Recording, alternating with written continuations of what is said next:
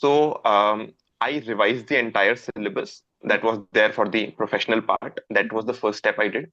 Second thing that I did was a mock interview I did with iExamB. That really helped because many of the questions in the actual interview were asked on the um, lines that we did in the mock. My strategy was to take each and every keyword or topic that is mentioned in the syllabus, prepare short notes on each of those topics using ChatGPT, using iExamB material, and using the material that I already have from SEBI preparation and my MBA. Hello everyone, welcome to iExamB. I have with me today Saurabh Agrawal, who has cleared the Exim Bank examination from 2024. Many congratulations, Saurabh. Thank you so much, ma'am. Thank you, Saurabh, for coming today on our platform to talk to us about your journey for the Exim Bank in particular and in general about the government job exams and preparation. So, Saurabh, can you tell us a little about yourself? My upbringing and school education happened in Timarni, which is a small town in Madhya Pradesh. I did my bachelor's in economics from Delhi University, Mhm. where I was also a part of the college placement cell and debating society, which helped me sharpen my communication skills. Post that, I went for an MBA from IIM Kozhikode and did my summer internship at Deloitte. After completing my MBA, I started my preparation for civil services examination, which I was very passionate about. Unfortunately, after giving 4 full years of preparation to the UPSC, I was not able to clear the exam. That's when I decided to realign my career towards the BFSI industry in the public sector and started giving exams for the regulatory bodies like RBI, SEBI, and then finally Exim Bank. So here I am sitting with Exim Bank. Great, great. So a long journey, and if the education that you told you did your bachelor's from Delhi University, very known university, then doing your MBA from IIM Kozhikode, there also you did your internship with Deloitte, and after that, so very, very good background in that sense, and still you chose this hard journey of preparing for the government exams. So I'm Yeah, sure you are very, very elated today to finally definitely. crack the exam and become an exam officer now, exam bank officer. If I talk about this journey, and you said you've given RBI also, SEBI also. So, what was your preparation like? What were you focusing on? And how was it helpful for exam? Ma'am, I had SEBI examination in mind because A, its syllabus was very much aligned to what I had studied during my MBA. Mhm. And secondly, I really liked the role and the sector that it was focused on. So I was core preparing for SEBI. At the same time, I had other examinations in my mind Okay. um, as backup. Exim Bank was one of them. Unfortunately, I could not clear the SEBI examination. I missed in the mains examination by a few marks. Okay. However, that preparation did not go to waste. It Mhm. helped me in the preparation for exam. For example, financial ratios are a big part of the Exim Bank paper. Exam bank, yeah. That is also a part of the SEBI syllabus. So I had prepared financial ratios thoroughly for SEBI, Mhm. and that really helped me with the Exim Bank preparation. Okay. Okay. If I talk about Exim specifically, this year Exim Bank exam pattern was very different. If I say different in the sense they focused only on the core professional knowledge. There was no aptitude. In the past, they have had objective MCQ based papers on the aptitude subjects of quant, reasoning, English. And then there was a professional part also, right? But this year, their 100% paper was only on professional knowledge. Plus, it was only descriptive in nature. There was no MCQ format this year.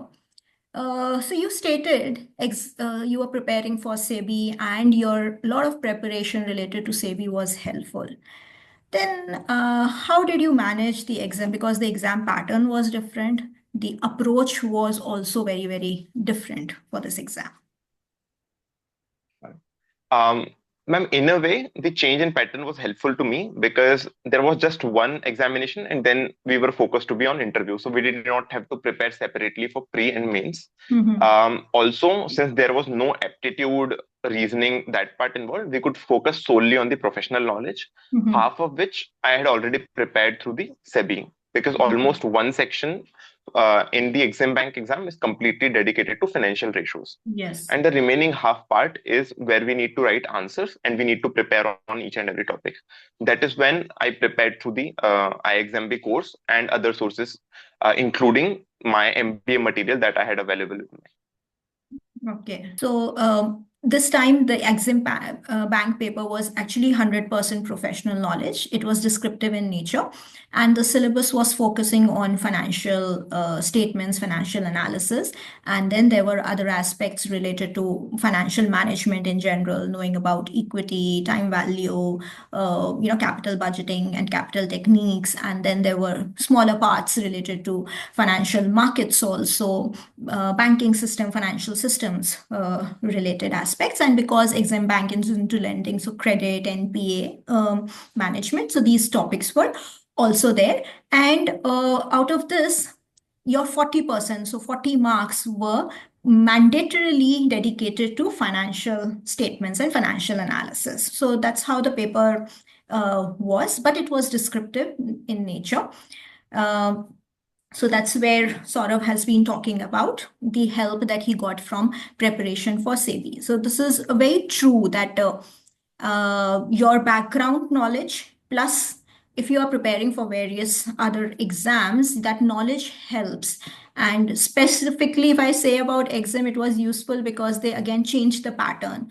And there was less time. I think 1 month or 40 days was there between the exam date and when the notification came.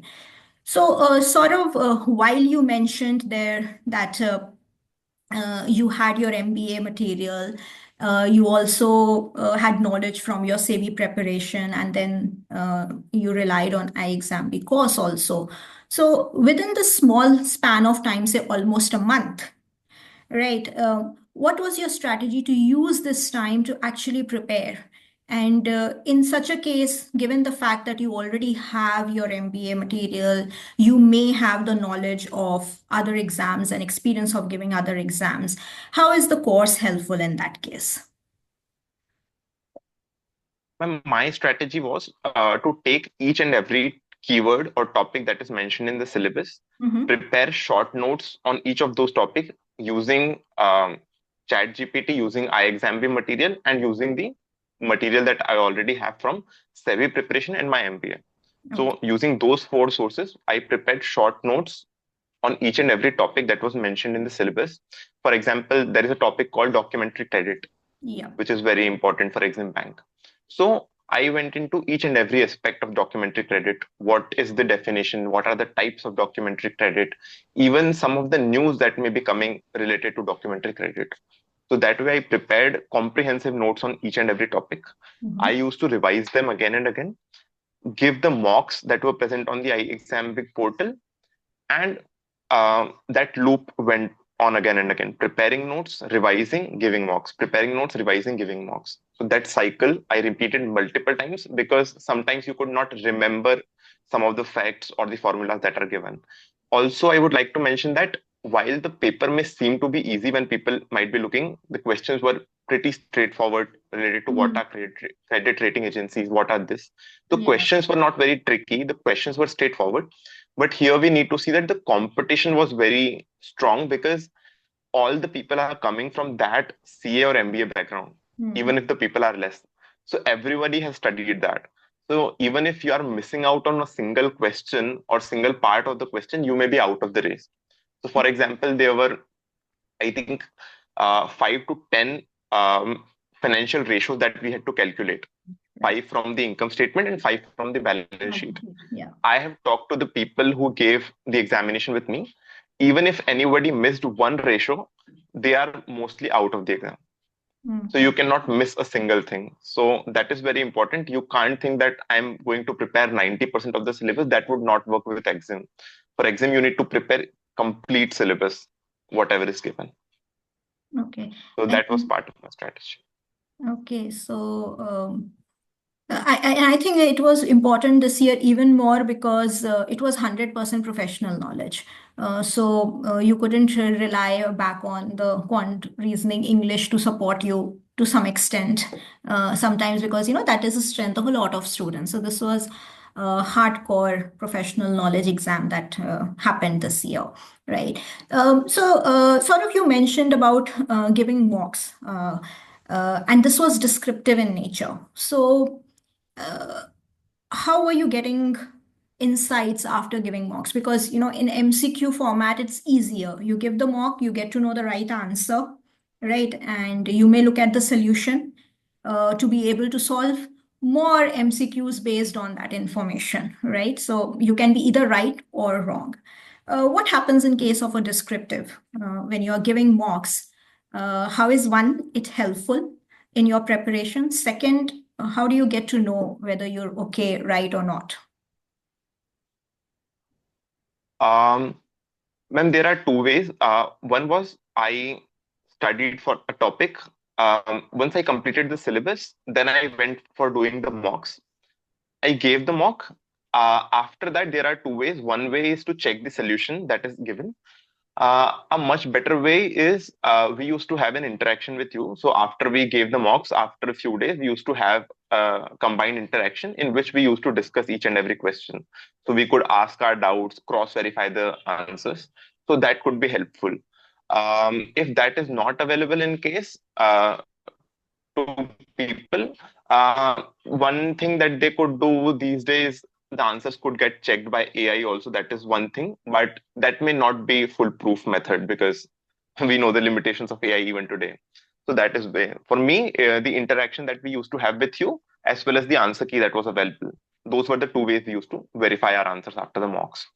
So yeah, there is definitely a lag which is not present in MCQs. In MCQs, you can quickly see what is the answers. Here, you have to definitely wait for some time before you uh, get your answers checked or Right, cross-verified. right. Yes, so we do that for any descriptive based exam. So a lot of exams have started including descriptive part in it, like RBI does, NABARD does. They have 50% descriptive part. Descriptive English has been a part of a lot of exams from a lot of, quite some time already. This time, Exim came 100%. In SEBI, at least in general, we are yet to see. Descriptive English does happen, but the professional knowledge is still checked through MCQs. However, in SEBI legal stream, they have already introduced the descriptive part. So there is a part of your professional paper that's asked in descriptive nature also in legal. So um, with time, you never know if even SEBI decides to do that in the coming future. So yes, it does help, and AI is definitely there. That's one good way to prepare to get more points also for your preparation.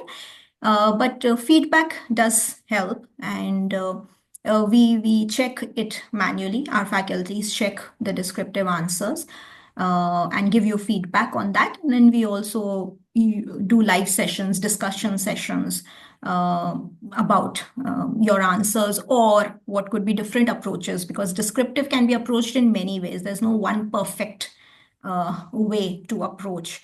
Uh, so that's very important. So, and yeah, Saurabh, I remember in our live sessions, you used to actively ask, okay, if I write like this, will it be okay?